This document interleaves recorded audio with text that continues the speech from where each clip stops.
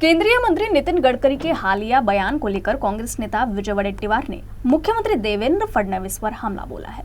वडेट्टीवार ने कहा कि मतदान सूची का फर्जीवाड़ा सामने लाने पर मुख्यमंत्री ने राहुल गांधी के खिलाफ आपत्तिजनक टिप्पणी की थी, लेकिन अब गडकरी ने ये बात कही। अब वो उन्हें भी यही कहेंगे कि उनके दिमाग की चिप खराब हो गई है। नितिन गडकरी को लोकसभा में कौन चुनाव हराना चाहता था, किसने उनके 3.5 लाख मतदाताओं के नाम काटे, ऐसा सवाल भी पूछा। माननीय केंद्रीय मंत्री नितीन गडकरीजींनी त्यांच्या या नागपूरच्या मतदारसंघामध्ये 3.5 लाख मतदार कमी केलेत, ते माझ्या जवळचे होते अशा पद्धतीनं त्यांनी त्या मुलाखतीमध्ये स्पष्ट केलं। मग आता मला सांगा, गडकरी साहेब म्हणतात 3.5 लाख मतं कमी केलेत आणि तेही माझ्या हक्काचे मतदान, माझ्या नात्यातले मतदान, माझ्या भाच्याचं मतदान नव्हतं। म्हणजेच मोदी सरकार गडकरीजींना या निवडणुकीत त्यांना हरवायचं होतं का? आणि दुसरी गोष्ट अशी की त्यांचं त्या संदर्भात गडकरींना कुठला बदला घ्यायचा होता 3.5 लाख मतदान कमी करून? मग जर गडकरीजी मान्य करत असतील गडकरी साहेब की 3.5 लाख मतदान माझे कमी केलेत, म्हणजे सोयीचं होतं तिथे कमी करायचं, सोयीचं होतं तिथे वाढवायचं, आणि हे विधानसभेमध्ये हे मतदान वाढवूनच फडणवीसांचं सरकार सत्तेत आलं। आता हे लपून राहिलेलं नाही।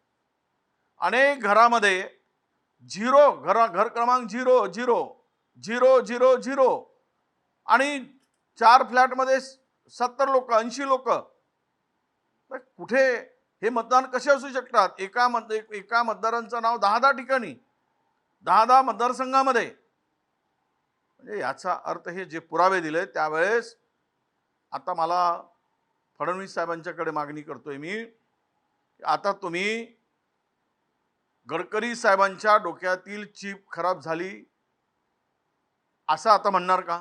वडेट्टीवार ने राज्य में सामने आए शालार्थ आईडी घोटाले की तुलना व्यापम घोटाले से की है। कांग्रेस नेता ने कहा कि ये 10,000 से ज्यादा का घोटाला हुआ है, लेकिन सरकार इस पर कोई कार्रवाई नहीं कर रही है। जिन लोगों ने घोटाला सामने लाया उन्हीं को गिरफ्तार कर रही है। मामले की जांच करने की मांग करते हुए वडेट्टीवार ने सरकार पर आरोपियों को बचाने का आरोप भी लगाया। व्यापम घोटाळ्यापेक्षाही मोठा घोटाळा महाराष्ट्रात आता गाजतोय। शिक्षण व्यवस्था, शालेय शिक्षण व्यवस्था पूर्णतः उद्ध्वस्त झाली आहे। कोणी याचा वाली राहिला नाही। शिक्षण खातं एवढं करप्ट झालेलं आहे की व्यापम घोटाळ्यापेक्षा मोठा घोटाळा जवळपास 10,000 कोटीचा घोटाळा शालांत आयडीच्या माध्यमातून केलेला आहे। हजारो बोगस मास्तर, शिक्षक संस्था चालक, अधिकारी यांच्या संगनमताने लावले गेले आहेत।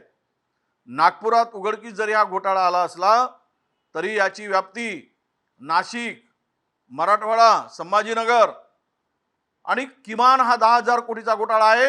हा घोटाळा करणारं सरकार याला जबाबदार नाही का? याला महायुतीचं सरकार जबाबदार नाही का? आणि आज अनेक अधिकाऱ्यांना तुम्ही त्या ठिकाणी कारवाई करून काढून टाकलं, निलंबित केलं आणि बडतर्फे केलं असेल। अनेक शिक्षणाधिकारी याच्यामध्ये सामील आहेत। मग ह्यावर केवळ थातूर मातूर SIT नेमली म्हणजे जबाबदारी पूर्ण झाली का?